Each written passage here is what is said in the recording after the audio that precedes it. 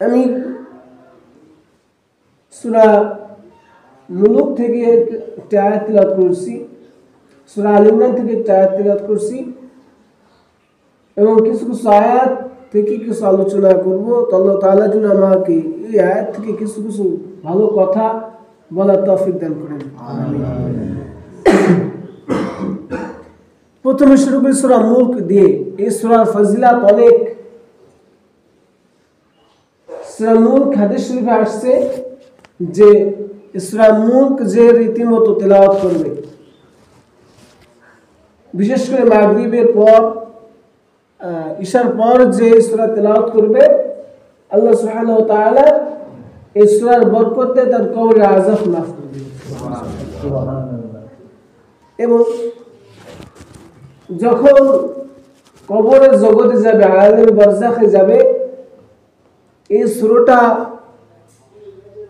আযাবের ফেরেশতাদের সাথে যুদ্ধ করবে এবং কিয়ামতের ময়দানে, হাসরের ময়দানে এই সূরা সুপারিশ করতে থাকবে। সুবহানাল্লাহ। আল্লাহ আপনার এই বান্দা আমাকে তেলাওয়াত করুন, তাকে জাহান্নামে দিয়েন না, সুপারিশ করবে। এই জন্য সূরা মুলকের ফজিলত খুব বেশি। আমরা সকলেই এই সূরা মুলক ঈশার পরে তেলাওয়াত করব। যার সাথে যার মহব্বত থাকবে, বাংলা কথা আছে না, যার সাথে যার মহব্বত তার সাথে তার কিয়ামত। আমার মহব্বত যদি কোরআন শরীফের পরে থাকে, হাসরের ময়দানে কোরআন শরীফ আমার সাথে থাকবে। আমার মহব্বত যদি নামাজের সাথে থাকে, নামাজ হাসরের ময়দানে আমার সাথে থাকবে। আমার চলাফেরা, আমার মহব্বত যদি দুনিয়ার একটা নেতার সাথে থাকে, হাসরের ময়দানে ঠিক ওই নেতার সাথে উঠতে হবে। আমার মহব্বত যদি একজন বেদুইনের সাথে থাকে, হাসরের ময়দানে ঠিক তার সাথে উঠতে হবে। আল্লাহ সূরা মুলকের প্রথম নম্বর আয়াতে বলতেছেন, তাবারাকাল্লাযী বিয়াদিহিল মুলক ওয়া হুয়া আলা কুল্লি শাইইন কাদির। মহিয়ান সে সত্তা যার হাতে গোটা রাজত্ব, তিনি সবকিছুর উপর পূর্ণবান শক্তিবান। এই গোটা জগতের রাজত্ব কার? আল্লাহ। গোটা জগৎ চালায় কে? আল্লাহ। এবং সব কিছু তার হাতের উপরে চলে, তার ইশারায় ইঙ্গিতে চলে। সকালে পূর্ব দিক থেকে সূর্য ওঠে আল্লাহর ইশারায়, আল্লাহর হুকুমে। পূর্ব দিক থেকে সূর্য ওঠে আল্লাহর হুকুমে, আবার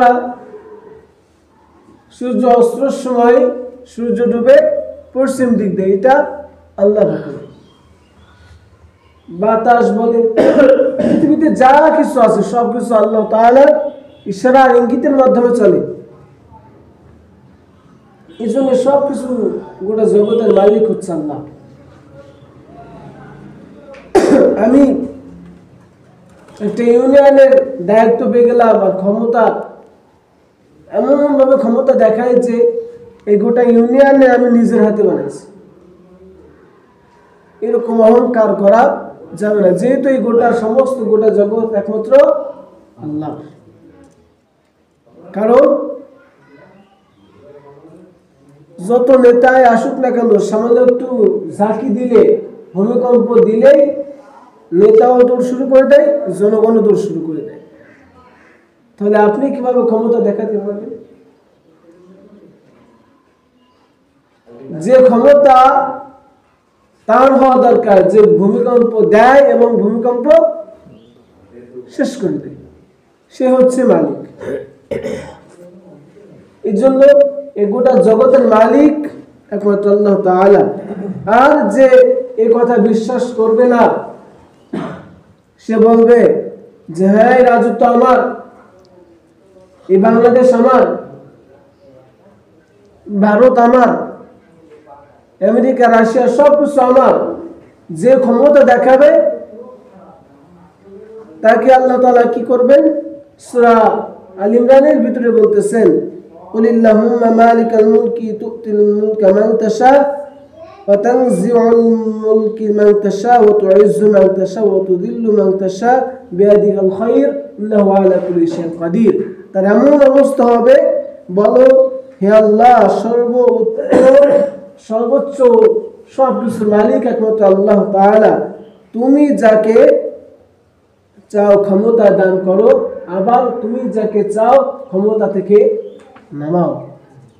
আবারও তুমি চাইলে কাউকে লাঞ্ছিত করো, আবার ঠিক তুমি চাইলেই তাকে সম্মানে চেয়ারে নিয়ে যাও।